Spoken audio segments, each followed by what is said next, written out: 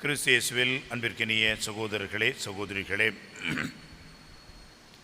உண்மையை வெளிப்படுத்தும் தூய ஆவியானவர் உங்களுக்கு அருளப்படுவார். அவரை பெற்ற பிறகு நீங்கள் உண்மையை அறிந்து கொள்வீர்கள். உண்மையை நோக்கி அவர் உங்களை வழிநடத்துவார். இந்த உண்மை என்ற வார்த்தை அடிக்கடி வருவதை பார்க்கின்றோம். உண்மை என்று என்னால் நாம் என்ன புரிந்து கொள்கிறோம்? பிலாத்து கேட்டான் ஆண்டவர் இயேசுவை பார்த்து, உண்மையா? அது என்ன என்று கேட்டான். அன்புக்குரியவர்களே, ஆண்டவர் இயேசு நானே உண்மை என்று உலகிற்கு அறிவித்தார்.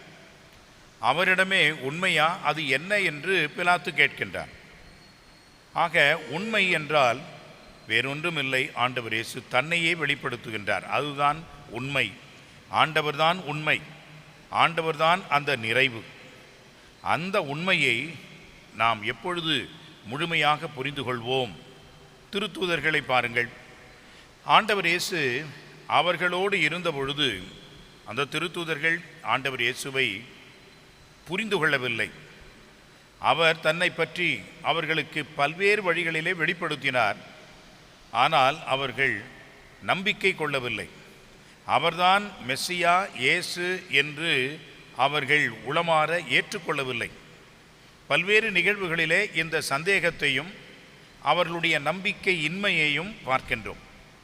அவர்தானா மெஸ்ஸியா, அவர்தானா கடவுளின் மகன் என்றெல்லாம் பல்வேறு இடங்களிலே அவர்களுடைய சந்தேகத்தையும் நம்பிக்கை இன்மையையும் பார்க்கின்றோம். ஏன் ஆண்டவர் இயேசு அவர்களோடு 3 ஆண்டுகள் இருந்த அந்த காலகட்டத்திலே அவர் ஆற்றிய புதுமைகளை எல்லாம் பார்த்தார்கள். இருப்பினும் கூட அவர் மேல் நம்பிக்கை வைக்காமல் இருந்தார்கள். அவரை புரிந்து கொள்ளாமல் இருந்தார்கள் என்பதை பல்வேறு இடங்களிலே நாமும் பார்க்கின்றோம்.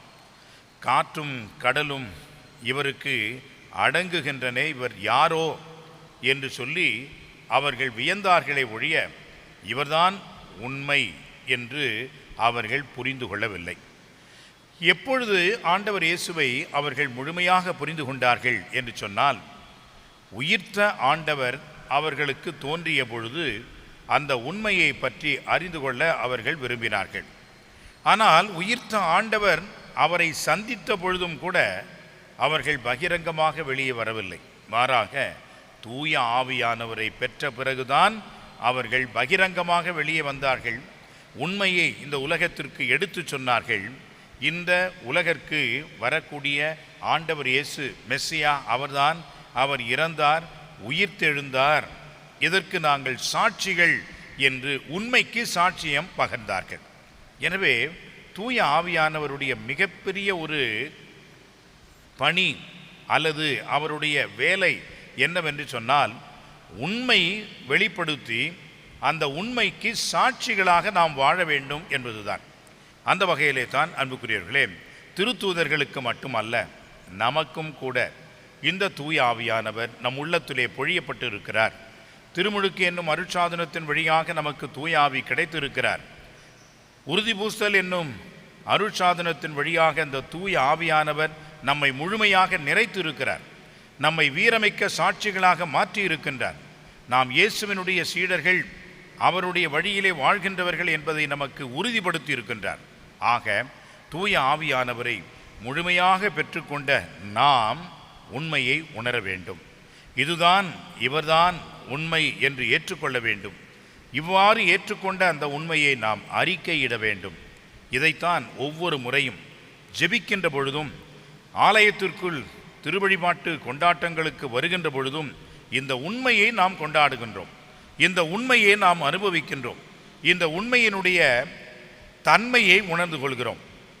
எனவே தான் ஒவ்வொரு திருப்பலியும் ஆண்டவர் இயேசுவை நேரடியாக நாம் சந்திக்கின்ற அனுபவத்தை பெறுகின்ற ஒன்றாக இருக்கிறது. இந்த அனுபவத்தை நாம் பிறருக்கு எடுத்து செல்ல வேண்டும். இந்த உண்மையை பிறருக்கு நாம் அறிவிக்க வேண்டும். இதைத்தான் பல இடங்களிலே பல்வேறு மக்கள், பல தரப்பு மக்கள் செய்து கொண்டிருக்கின்றார்கள். கிறிஸ்துவர்கள் மட்டும் அல்ல, ஏராளமான இந்து சமய சகோதர சகோதரிகளும் உயிர்த்த ஆண்டவருக்கு சாட்சிகளாக இருக்கிறார்கள் என்பது உண்மை. இவ்வாறு இந்த உண்மை எல்லாருக்கும் தெரிய வேண்டும். உண்மை எல்லோரும் புரிந்து கொள்ள வேண்டும். இந்த உண்மையினால் அவர்கள் விடுதலை பெற வேண்டும், மீட்பை அடைய வேண்டும் என்பதுதான் இயேசுவினுடைய வேட்கை, அவருடைய தாகம். எனவே அன்புக்குரியவர்களே, உண்மையான கடவுள் ஆண்டவர் இயேசு. அவரே உண்மை என்று தன்னை வெளிப்படுத்தி இருக்கிறார். இந்த உண்மை கடவுளை நாம் இந்த திருப்பலியிலே கொண்டாடுவோம். இந்த அனுபவத்தை பிறருக்கு அறிவித்து உண்மையின் வழி வாழ அருள் பெறுவோம். ஆமென்.